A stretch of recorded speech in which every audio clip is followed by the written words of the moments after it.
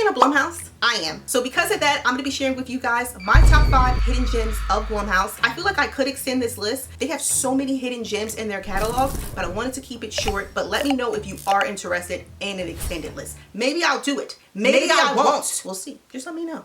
It's Zena, your best friend who loves horror, back in the horror library. Let me just note before we dive into this list, this is my list. It's my list. But as always, what are some of your favorite hidden gems within the Blumhouse catalog? First up, let's start with the miniseries Ghoul from 2018. In totalitarian near-future India, a mysterious prisoner is sent to a remote military interrogation center where he turns the tables on his captors by exposing their most shameful secrets and unleashing a demon from Arabic folklore. This is the kind of miniseries that I found that I just had to binge in one day. There are only 3 episodes. There are so many twists and turns. I found myself completely hooked. I could not stop watching. There are so many creepy things within the first episode, within the first 20 minutes.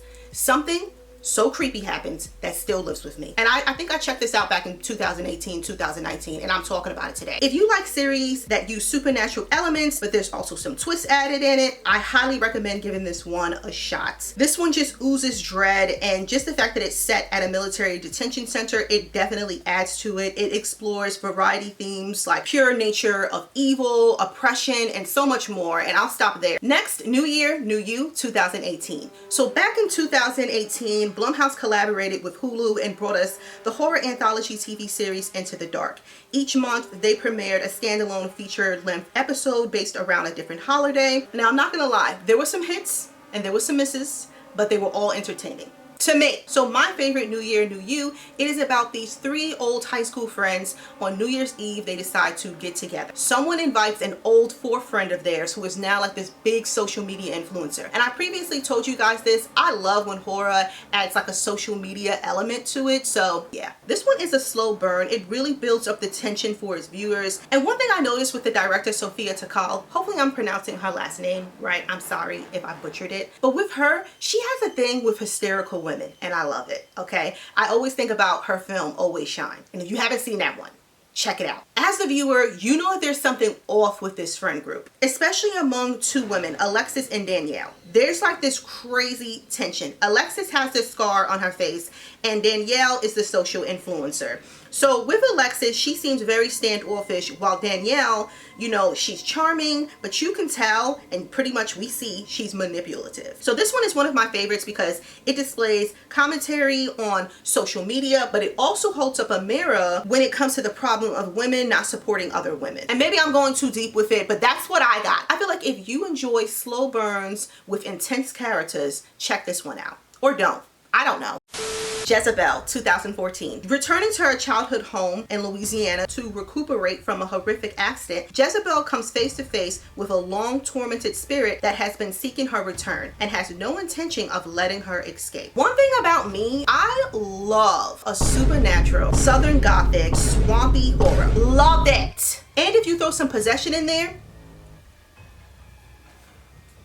you completely got me. Love it. Most people who have seen this movie are not fans of this. And you know what I think? And I apologize for the inconvenience of me not giving up what you think. That's what I think.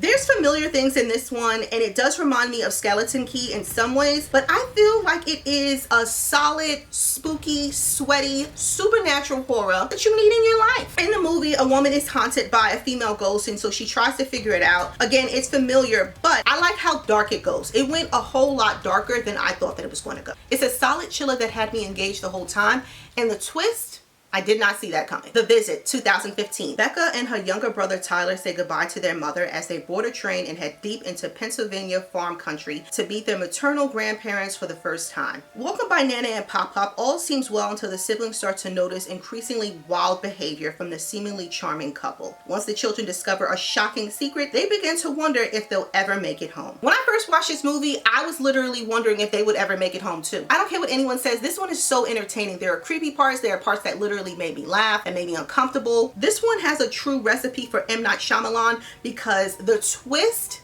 is bananas. This one is a horror, but I also like to describe it as a comedic found footage Nancy Drew thriller. Plus there's plenty of insanity that's just thrown in there. There are so many shocking scenes. Still to this day, it makes me giggle, it makes me uncomfortable. I love it. I love it. And finally, the creature feature, Sweetheart from 2019. A ship survivor on an uninhabited tropical island must fend off a malevolent force that surfaces each night. I previously spoke about this one and I feel like I can't stop talking about it. And because of that, nothing will make me stop talking about this one. Nothing! Nothing! Nothing!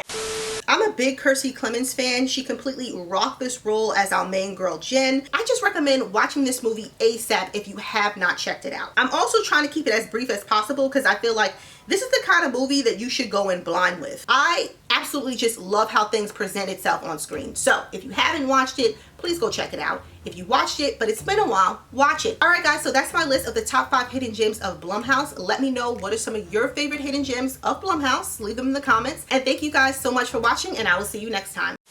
Most people who have seen this movie are not fans of this. And you know what I think? And I apologize for the inconvenience of me not keeping up. What you think? That's what I think. Like it,